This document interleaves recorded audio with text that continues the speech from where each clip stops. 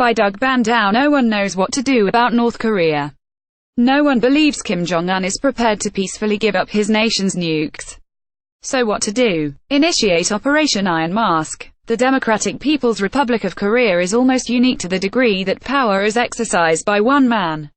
Naturally, proposals for regime change are circulating in the US and South Korea. But there is no obvious way to reach North Korea's supreme leader. Moreover, no one knows who would follow him. In international affairs, it always is dangerous to assume that things can't get any worse. A better idea would be to substitute a new Kim for the real one. Let everyone believe that the same Ole supreme leader continued to reign. A candidate for the new Kim is Kim Min-yong, known professionally as Dragon Kim. He is a Kim Jong-un impersonator who has modeled the real Kim. Who better to take over in the DPRK to put Operation Iron Mask into motion? Kim Min-yong would announce that he was exhausted from running his business as well as acting as Kim Jong-un in events around the world. He would leave on a vacation of indeterminate length, no forwarding address included. Then he would meet up with his intelligence team to handle any contingency. Obviously, the most delicate task would be switching the new for the real Kim. Thankfully, Dragon Kim's appearance would allow him to do what no one else could: go anywhere and everywhere. Get into the royal residence with his confederates and magic would happen. Think of the movie The Man in the Iron Mask, that sort of thing.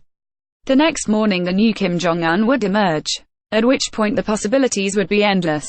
His first decree could be to freeze missile and nuclear tests. After all, as had said before, the DPRK had completed its nuclear deterrent. No need to unduly frighten the imperialist powers. His next step could be to quietly inform his security services that he has uncovered threats against the revolution by the military, and tell the military the same about the security services. After they arrested each other, he could appoint a new generation to their positions, empowering a kinder, gentler leadership. Especially after the new Kim officially invited people from around the world to visit the DPRK. Come one, come all, and see paradise in action. Bring your money, books, and videos. Next, he could announce that he felt his people's love, so he was abolishing the Songbin system of social classification. Why punish people for the actions of others in the past? Along with that would be an amnesty for those currently held in labor camps. Then it would be time to unveil the socialist market system, by which the DPRK would copy Western economic methods, while putting socialist in every name and description of the respective activities. The new Kim also would end conscription and encourage young men to enter the workforce and copy the West's entrepreneurial model, in the DPRK's unique socialist way, of course. That would be the moment for him to approach President Donald Trump. The 105-story Ryugyong Hotel, informally called the Hotel of Doom, continues to sit empty.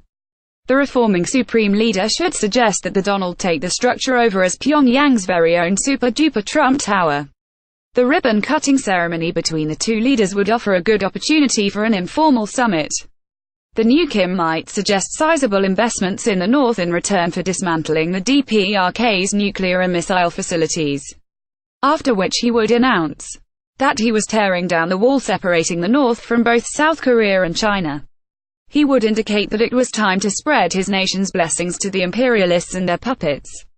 Finally, he would announce that he had completed the Kim family legacy by reuniting the Koreas. At which point he would visit Mount Parektu, the sacred mountain featured in family mythology. As the new Kim headed for the cloud-shrouded summit, he would be seen no longer exiting on the Chinese side into the care of the multinational team that planned and executed Operation Iron Mask. Coincidentally, a bit later, Kim Min-yong would reappear in South Korea, shorn of his familiar Kim Jong-un look. He would reopen his business, while analysts debated the mysterious transformation of Kim Jong-un before the latter's equally mysterious disappearance.